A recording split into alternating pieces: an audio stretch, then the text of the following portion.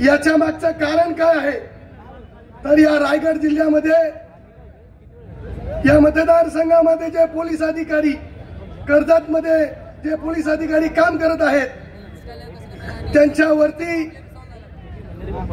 आदेश दिला जातो। आदेश साहेबांचा फोन येतो आणि मग पोलीस म्हणतात आम्ही सुद्धा एखाद्या चौकशीसाठी जर पोलीस स्टेशनला गेलो बाबा तुम्ही असा कसं काय गुन्हा दाखल केला तर ते आम्हाला म्हणतात की आम्हाला वरून प्रेशर आहे,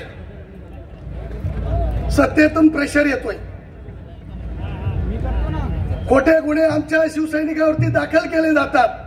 परंतु मला या ठिकाणी एक सांगायचे 25-25 लाख 50-50 लाख रुपये घेऊन साहेब अशा ठिकाणी या पोलीस स्टेशनला जर अधिकारी बसवले जात असतील तर या गोरगरिबांना पोलिसांमार्फत कुठल्या प्रकारचा न्याय मिळेल। रायगड जिल्ह्यामध्ये पोलिसांची खूप यंत्रणा एक वेगळ्याच भयावह परिस्थितीखाली काम करत आहे। मी उद्धव साहेबांना विनंती करेल की आपण या जिल्ह्याच्या एसपीना सांगून या पोलीस यंत्रणेकडे आपण चांगल्या प्रकारे लक्ष द्यावे।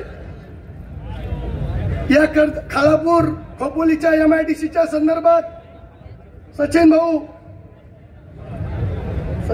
भाऊ मी आपल्याला एक विनंती करेल, या खालापूर खोपोलीच्या MIDC कडे आपण लक्ष द्या।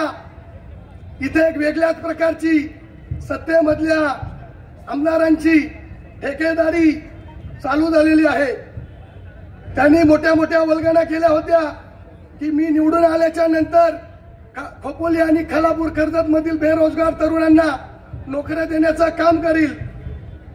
परंतु अशा प्रकारे काही न होता त्या मग टाटा कंपनी असेल, टाटा स्टील कंपनी असेल, रुबी कंपनी असेल, गोदरेज कंपनी असेल, अशा मोठमोठ्या कंपन्यांमध्ये त्यांचे नातेवाईक, त्यांचे भावबंधू, त्यांच्या पक्षातील कार्यकर्ते यांना तिथे कॉन्ट्रॅक्टच्या माध्यमातून पैसे कमवण्याचं एक साधन तयार करण्यात आलेलं आहे।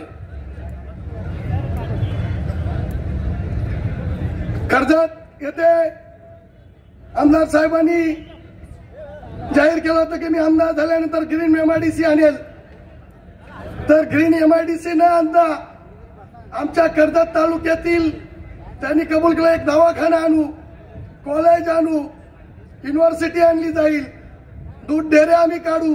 परंतु असं कुठल्याही प्रकारचं काही न होता कर्जत मध्ये ग्रीन युनिव्हर्सिटी जर सोडा, परंतु कर्जत तालुक्याचं शेती असेल किंवा अनेक प्रकारे अतिक्रमण नद्यांच्या वरती अतिक्रमण वाटोला लावण्याचं काम या कर्जत तालुक्यामध्ये सत्ताधाऱ्यांच्या मार्फत झालेलं आहे। मला बरंच काही बोलायचं होतं परंतु वेळेची मर्यादा असल्यामुळे मी इथे थांबतो। जय हिंद, जय महाराष्ट्र। धन्यवाद खरे साहेब।